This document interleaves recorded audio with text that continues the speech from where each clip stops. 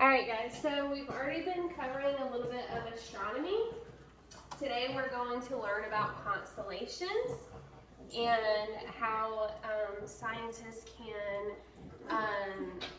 locate certain positions of the stars within the skies. So constellations are an apparent group of stars usually named for mythical characters. Currently there are 88 recognized constellations.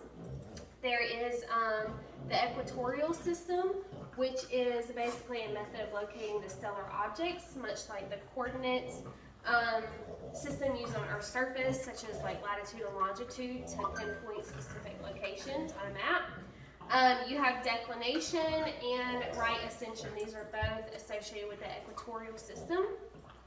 Declination is the angular distance north or south of the celestial equator, denoting the position of a celestial body. The right ascension is angular distance measured eastward along the celestial equator from the vernal equinox. This is used with declination in coordinate system to describe the position of celestial bodies. So again, there are two systems used to map the stars. Division of sky into areas called constellations, and then the equatorial system using longitude and latitude of Earth and projecting into space. Constellations. This is your division of sky named in honor of mythological creatures or great heroes, such as Orion. Stars in a constellation are not necessarily near each other, and they may be great distances away. Different cultures did not use the same names for the constellations. The solar system moves around the sun in the same plane and is divided into 12 zodiacs because the moon had 12 cycle of phases. So if you've ever heard your zodiac signs, Virgo, Leo, the lion, and all that is how they got those names. Again, there are 88 recognized constellations. Astronomers use these constellations when they want to roughly identify the area of the heavens or the sky that they are observing. Stars are named by Greek letters according to brightness in the constellation. So this is an example of how the constellations are mapped out in the sky.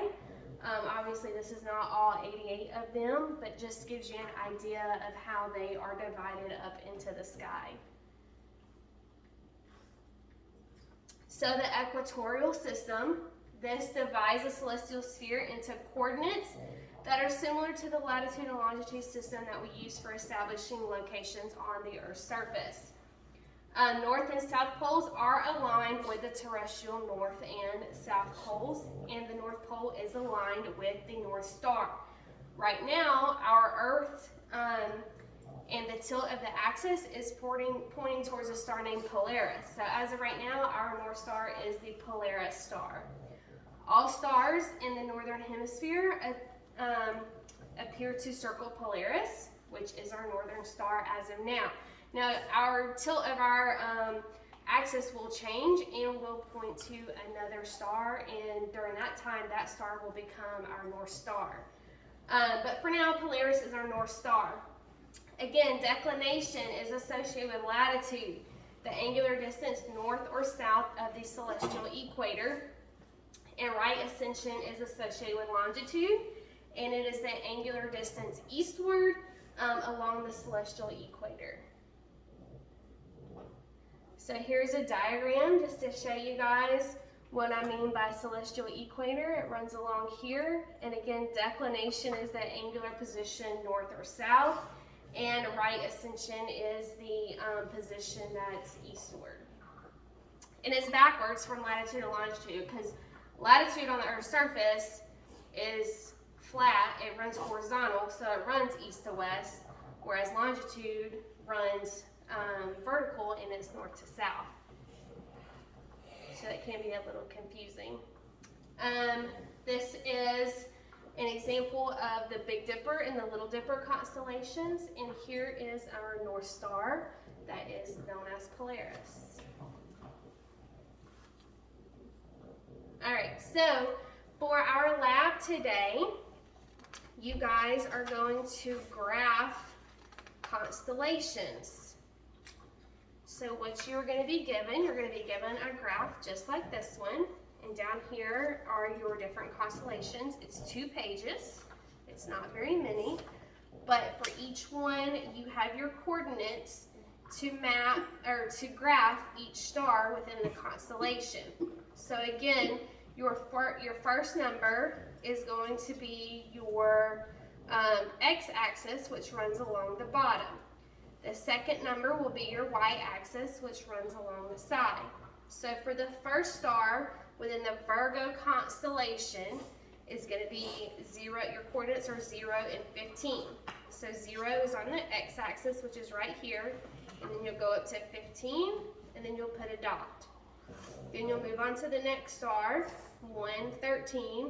Find 1 on your x-axis right here, and then you go up to 13 and put your dot there. And then you'll continue to do the same for each star within the Virgo constellation.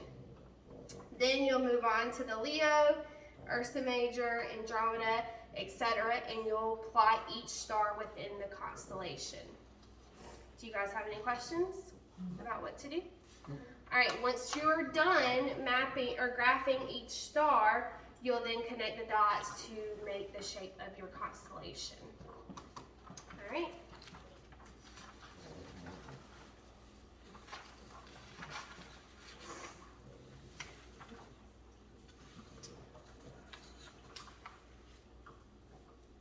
When you're done with each one, I'm going to give you some coordinates that I want you to label, and these are going to be your major stars that are within those constellations.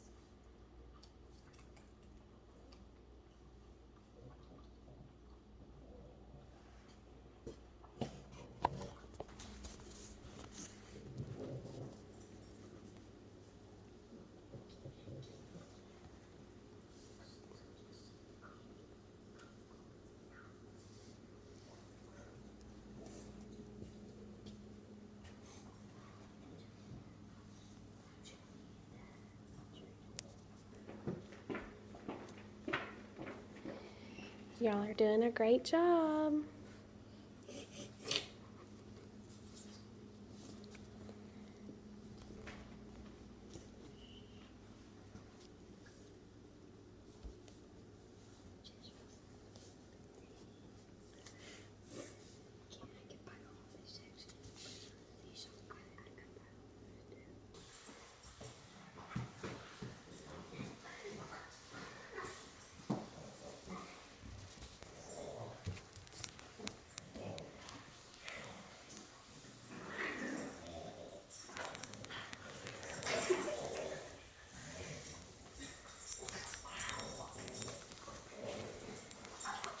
Does anybody have any questions? No.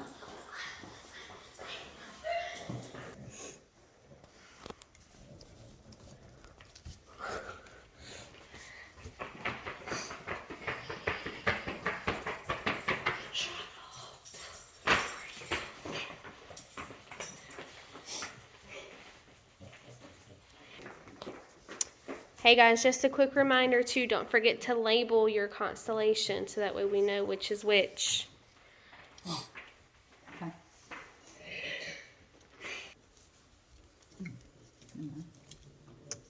Y'all are doing a great job. Trying. Any questions?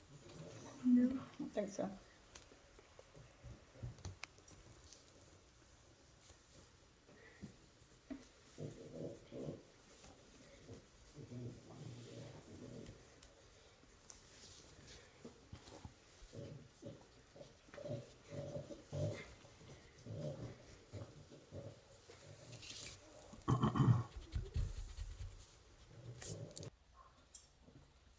So now that you guys are finishing up graphing out your constellations and mapping them out,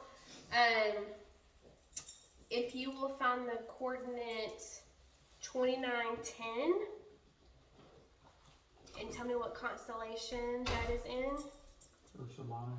Ursa Minor. So if you'll label that one as Polaris. So all these constellations have major stars within them. And if you guys remember, I told you that Polaris, as of now, is our North Star. All right, 1116. And tell me what constellation that's in, Abby. Boots. All right, so that star is Arcturus. Arcturus.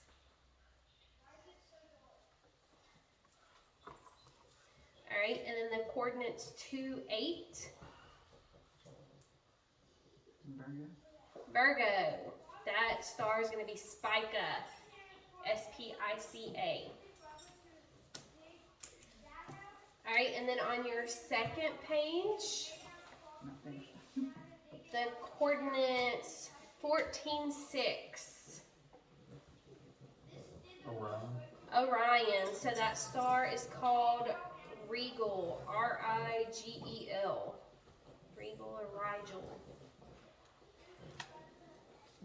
All right, and the coordinates 10, 13.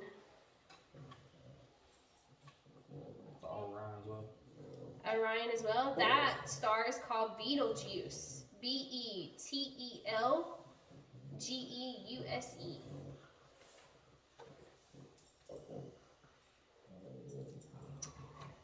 All right, 427. What constellation is that one in? Gemini. That's going to be Castor. Castor.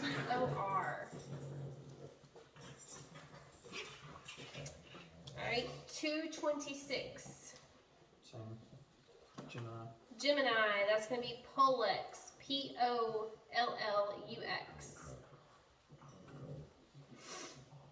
All right, 012. What is it? Canis Minor. All right, that's going to be Procyon. Procyon. And then coordinates 3, 5. Canis Major. That star is going to be Sirius. Sirius.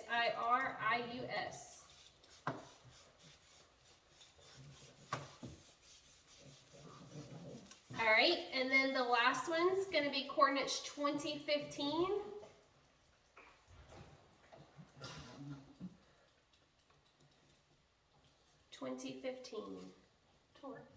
Taurus. All right, and that star is going to be Aldebaran. Aldebaran.